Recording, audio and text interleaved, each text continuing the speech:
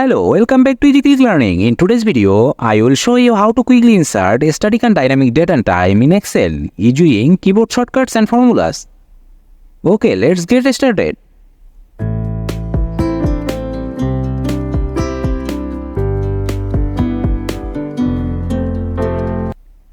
To insert the current date, use this keyboard shortcut. Select any cell where you want to place the date.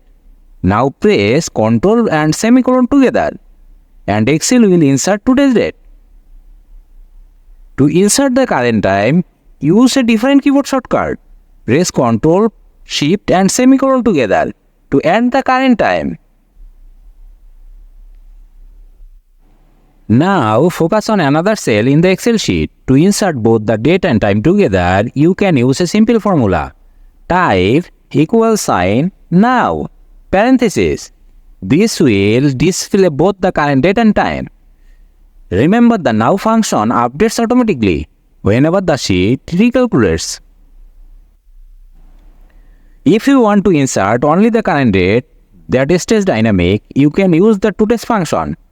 Type =, today, parenthesis, and now press enter. This function inserts only the date, and just like the now function, it updates every time you open the worksheet or recalculate the sheet.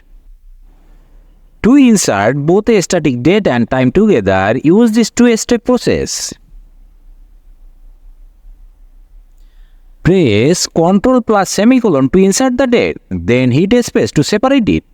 Now press Ctrl plus Shift plus semicolon to add the time.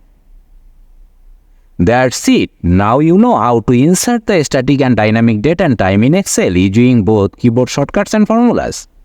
Don't forget to like, share and subscribe to Easy Quick Learning for more helpful Excel tips. Thank you.